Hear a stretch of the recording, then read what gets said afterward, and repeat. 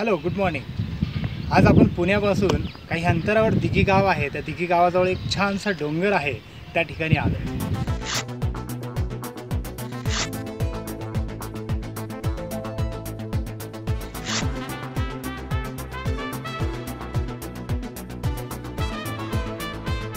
या ठिकाणी मित्रांनो सकाळी 4 वाजेपासून अनेक नागरिक इथे फिरायला येतात. अगदी निसर्गरम्य या ठिकाणी स्वच्छ हवा घेण्यासाठी अगदी ज्येष्ठ नागरिकांपासून मुलं मुली अनेक नागरिक येतात.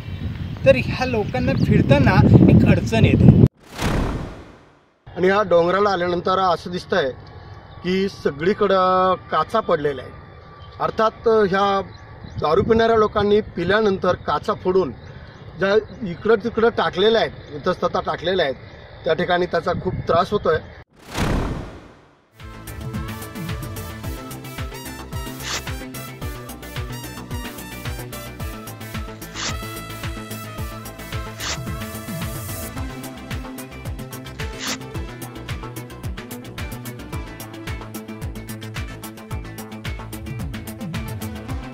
काही लोक येतात फिरायला, मॉर्निंग वॉक करायला येतात.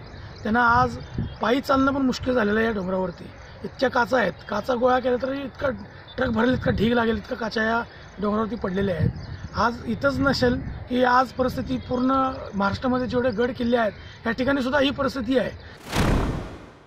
जर त्या काचा बघितल्या तर अतिशय तीक्ष्ण धारदार अशा काचा आहेत. काही कोल्ड्रिंकच्या बाटलीच्या आहेत, काही बिअरच्या बाटलीच्या आहेत. आणि असे फिरणारी लोक इथे अशा बाटल्या आणतात, पितात आणि फेकतात. आणि त्या काचांमुळे अनेक नागरिक या ठिकाणी जखमी झालेले आहेत. हा जो प्रकार आहे हा एक लाजिरवाणा, अपमानास्पद आणि अतिशय दुःखद अशी बाब आहे पाहिजे. कारण लहान मुले, चिमुरडे या ठिकाणी या डोंगरावरती शनिवार रविवार नेमकं सहलीचा आनंद म्हणा किंवा एक निसर्गाचा आनंद म्हणून येत असतात.